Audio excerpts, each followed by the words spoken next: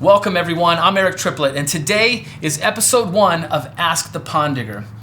Each week I spend countless amounts of hours answering questions on YouTube, Facebook, Instagram, Twitter, and I get frustrated sometimes because I can't get to everyone, and I really enjoy communicating with all of our viewers and subscribers and followers, and I realize I'm answering a lot of the same questions over and over, but in private sectors. So, for example, private email, I answer this question, or in a text or a PM on Facebook, and then I figured if I could take those questions and I could answer them in a video series like this or a show, then we could push the content to more people, communicate with our viewers and followers, and then I get to more questions. So that's really the premise behind the show. So let me see here. We're gonna kick the show right off. Today we're gonna talk about pond skimmers, how many koi you can have in a pond, and will our pond construction company travel to you?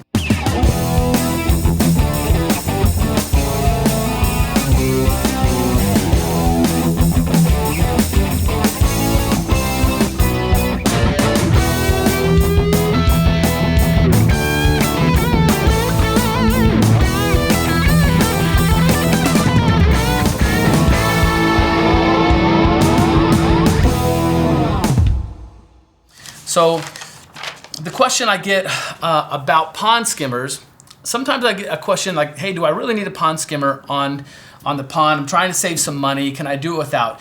So the question is, yes, you can, but in the overall cost of the pond, I really recommend that you don't. Putting a pond skimmer on your water feature is such a huge benefit. You know, it's a place where you can put your pump.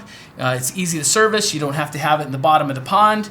I've seen instances where there's a pump in the bottom of the pond because there's no skimmer and it's circulating water up to a waterfall. You have a break in the hose and then your pond empties and your fish are sitting in 1 inch of water. I just had a disaster with one of my clients that had a pump in the bottom of his pond, and now he has a skimmer on the pond. So I would highly encourage you to put a skimmer on the side. So another benefit to having a skimmer on the pond is you get a lot of pollen and wind-blown debris landing into the pond, and it kind of muddies up the top of the surface while you're looking at the fish, and it'll pull all that stuff into the pond. Even a pond in a courtyard that doesn't have any leaf debris landing into the pond, when your fish spawn and there's foam all over the top, the skimmer is going to collect all that stuff. So having a skimmer is super critical, and I would highly recommend that you put a skimmer on every single pond. So a question that I get asked all the time is, how many koi can I have in my pond? So whether I'm building a pond for a new client or I'm getting emails and texts like crazy about, hey, how many koi can I have in the pond?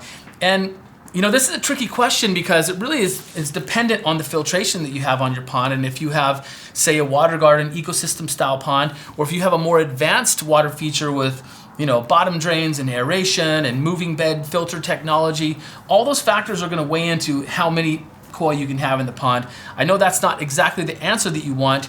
So what I'm going to do is I'm going to give you a rule of thumb number. Now I use that number with caution because I don't want you to take that number and say, well, that's what Eric said. But at least give you a ballpark whether you can have a few more fish or whether you're already pushing the limits on how many fish you have in the pond, okay?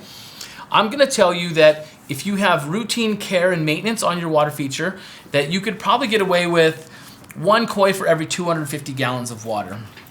Now, that's predicated on the fact that you're doing your maintenance, you're doing your routine work to the pond, maybe doing some water changes, and that'll allow you to push to that measurement. I do want to tell you that more of the high-end koi collectors, they kind of allocate 500 gallons of water per fish if it's a male, and even 1,000 gallons of water if it's a massive giant female fish. So that 250 rule of thumb is it's still conservative if you're doing your routine maintenance and you're not going for that high end stuff. So that's going to be my answer on how many koi you can have in your pond. And then you'll know when you push that limit, when you have that and you're feeding them too much, and you'll see the water quality start to change, and you'll probably have to upgrade your filtration. And remember, if you have the water garden style, you should probably err on the side of having more water for the koi. And if you have more high technology and say a dedicated koi pond filtration, then you can get away with that 250 number, okay? So I have a question from a Gwendolyn in Virginia. She sends me a message. It was something to the effect of, Eric, I wish you lived on the East Coast.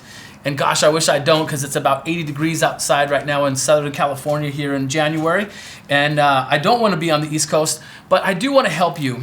Let me tell you this. We have a complete network of authorized Helix contractors and authorized Helix retailers across the nation. I don't have one in your particular state at the moment, but I have a couple of guys only a few hours away from you. I have a guy in North Carolina. He's like 2 to 3 hours away. He can drop down and he can help you with your project. And the question really is, will you travel to help us build a pond? And the answer is yes, we will. Oftentimes it's cost prohibitive to mobilize our construction company to another state with, on the East Coast, we would have to take a plane, we'd have to ship all of our stuff to do it. So sometimes it can make it cost prohibitive, but sometimes if, say Florida, for example, I have dynamite staff in Florida. I shouldn't say staff, I have a network of guys in Florida from retailers and contractors that are outstanding builders.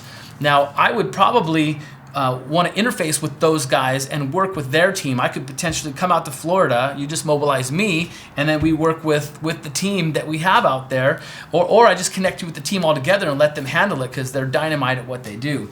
So I do want you to know that we have a network of contractors and retailers across the nation that are poised to come to you, or you can mobilize our team to get out to you as well. What I want to do is I want to close today's episode with asking you a question, because it's really going to help me design the questions that you guys want to hear on the show. So I want to know, do you already have a pond and you're just looking to improve it? You're looking to understand your fish, your health, the water quality management? Is that what you're looking for? Or are you looking to build a pond and you just want to get information before you pull the trigger and have it installed in your yard, whether you're doing it yourself or having a contractor do it for you? Just looking to get educated? I need you to answer that question in the YouTube comment right here, and then I'll go through there and it'll help me better understand what you guys are looking for. And if you have a question that you want me to ask specific to you, I need you to hashtag asktheponddigger and post that question either in Facebook or Twitter or Instagram, and I will look for all those questions and then I'll answer them to the best of my ability and get them answered right here for you. Okay? I think that's it. Until next time, I'm Eric Triplett, the Pond Digger. Thanks for watching.